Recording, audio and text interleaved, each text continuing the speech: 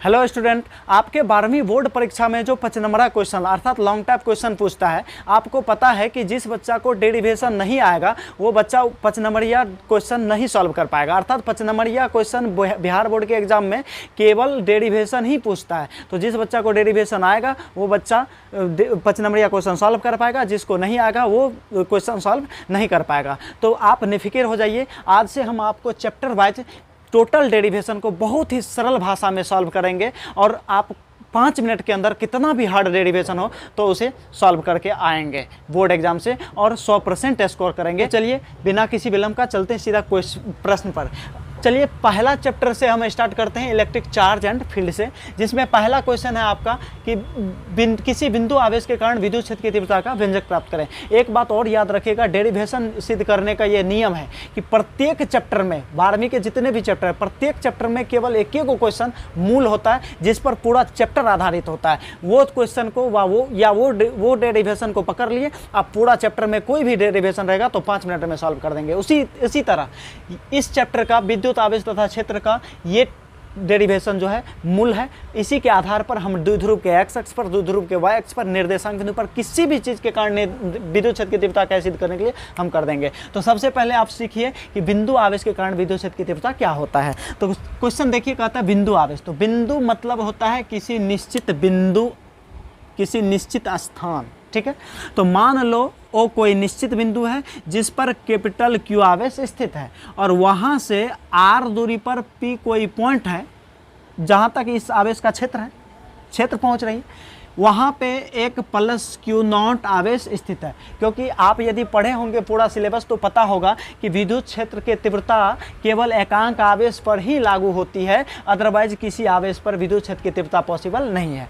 तो उसी तरह मान लो ओ से आर दूरी पर पी कोई पॉइंट है जहाँ पे एकांक आवेश क्यू नॉट रखा हुआ है, तो ये हमेशा नेचर में पॉजिटिव होता है। तो इस आवेश के कारण इस पर लगने वाला विद्युत बल प्लस है, ये रिपेल करेगा, इसके कारण विद्युत बल मान लो एफ है। तो इतना चीज माना कि मैं लिख लेंगे, माना कि ओ बिंदु पर क्यू आवेश है, वहाँ से आर दूरी पर पी कोई पॉइंट है जहाँ पे क्यू नॉट आवेश स्थित है, जिस पर लगने वाला विद्युत बल एफ है। तो इसीलिए कूलाम के अनुसार, किसके अनुसार?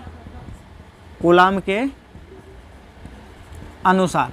आपको पता है कि कूलम जो है दो आवेश के बीच लगने वाला बल के बारे में नियम दिया था और उन्होंने दिया था, मान लो Q1 Q2 कोई दो चार्ज यदि कुछ निश्चित दूरी पर हो तो उनके बीच लगने वाला विद्युत बल F बराबर होता है 1/4 pi epsilon naught epsilon are capital Q गुना Q नॉट मतलब Q1 Q2 बटा R स्क्वायर। बात समझ में आया?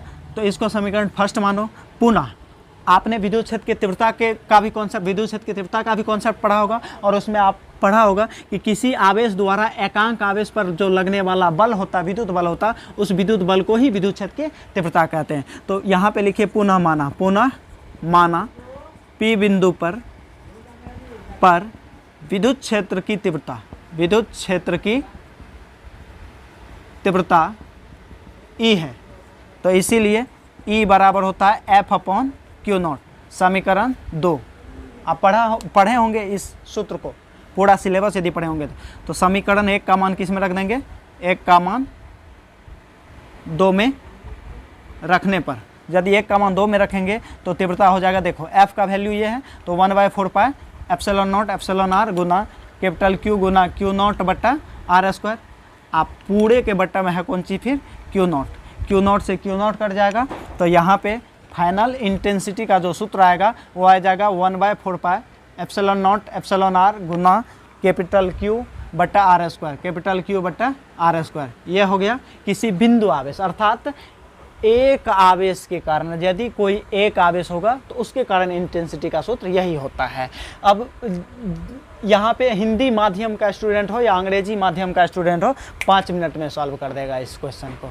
यदि मतलब ये क्वेश्चन इस चैप्टर का हीरो है, इसी पर चैप्टर शुरू हुआ और इसी पर चैप्टर खत्म होगा। अब जैसे देखो ये क्वेश्चन कहता है किसी विद्युत द्विध्रुव के कारण एक्स अक्ष या अक्षीय स्थिति में विद्युत क्षेत्र की तीव्रता का व्यंजक प्राप्त करें। तो विद्युत द्विध्रुव कह रहा है, द्विध्रुव में आप पढ़ चुका है कि द्विध्रुव में दो आवेश होता है, एक होता है -Q और एक होता है +Q, और दोनों को मिलाने वाली रेखा के मध्य बिंदु से जितना माइनस का दूरी होता है उतना प्लस का दूरी होता है। और इसके कारण कहता है कौन अक्ष में? एक्स अक्ष में। जैसे मान लो ये पेन है, पेन को ऐसे यदि हाथ पर रख दे तो इसका एक्स अक्ष कौन होगा, ये वाला अक्ष जो होगा इसका एक्स अक्ष होगा, और वाई अक्ष कौन सा होगा, तो इस पर जो ये लंबवत वाई ऊपर की तरफ है ये वाई अक्ष होगा। तो यहाँ पे ये विद्युत द्विध्रुव है तो इसका एक्स अक्ष हो गया इधर। हमेशा एक बात और याद रखना, द्विध्रुव के चाहे एक्स अक्ष पर कहे, वाई अक्ष पर कहे, निर्देशांक बिंदु पर कहीं भी कहे, तो वो जो बिंदु पर हम बिंदु लेंगे हमेशा द्विध्रुव के मध्य बिंदु से ही लेंगे। क्यों लेते हैं,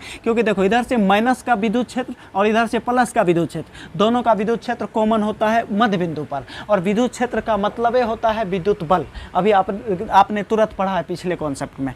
तो यहाँ पे देखो मध्य बिंदु से कहता है, तो मान ले इसके द्विध्रुव के मध्य बिंदु O से स्मॉल r दूरी पर x अक्ष में यहाँ पे हम P कोई पॉइंट लिए जहाँ पे हमको द्विध्रुव के कारण परिणामी तीव्रता ज्ञात का व्यंजक प्राप्त करना है। और याद रखना विद्युत क्षेत्र की तीव्रता क्या बोले हम अभी, बल है, और बल तो सदिश राशि है, तो सदिशों के नियम का पालन करेगा। तो इसके कारण जो उस पर निकालेंगे तो A के कारण E माइनस है। और एक बात हम अभी जस्ट बोले कि विद्युत क्षेत्र की तीव्रता एकांक आवेश पर ही लागू होती, तो मान ले P बिंदु पर क्यों नोट है, तो E माइनस के कारण इस प्लस पर तीव्रता अट्रैक्शन की क्रिया होती है ना, माइनस प्लस को आकर्षित करती है। तो इस पर विद्युत क्षेत्र की तीव्रता का दिशा EA मान लो, इधर EA का दिशा ये होगा, और B पर प्लस है, फिर वो एकांक आवेश प्लस होता है, तो इस पर उस इंटेंसिटी का दिशा EB जो होगा उसका दिशा ये होगा, नहीं होगा। अब देखो EA का दिशा ये, EB का दिशा ये, दोनों के बीच कितना डिग्री का कोण बन रहा है, 180 डिग्री का कोण बन रहा है। अच्छा, इसको याद रखना, बाद में बात करेंगे।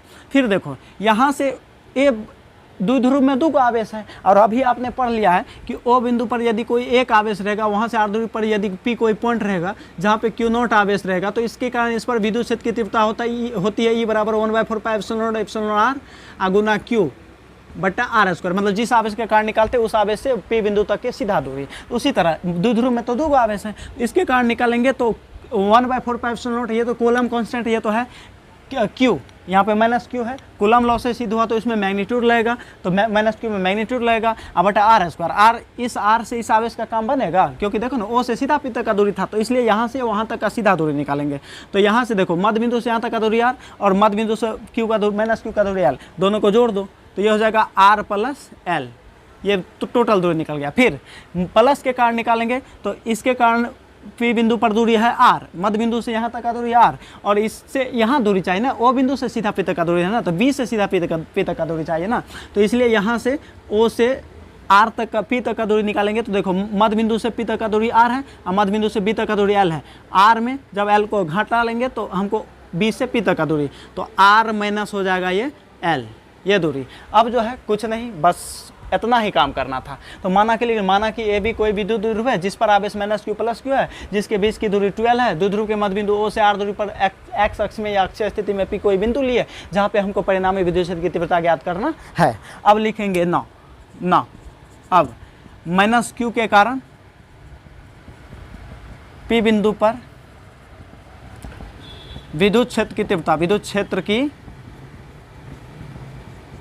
तीव्रता क्या है, माइनस Q के कारण ये है ना, क्योंकि माइनस है तो आकर्षित करेगी, ये है, तो इसीलिए ये बराबर फार्मूला तो वही, एगो आवेश के कारण, अभी इसको भूल जा, एगो आवेश है तो एगो के कारण, तो ये सूत्र लगेगा। तो इसके बदले तू K मान ले कांस्टेंट, K आ Q मतलब माइनस Q मापांक लगा दे, कूलम लॉ से आया था ना वो सूत्र, तो Q में मापांक लगता है बट्टा r स्क्वायर, मतलब r प्लस l का होल स्क्वायर, समीकरण फर्स्ट।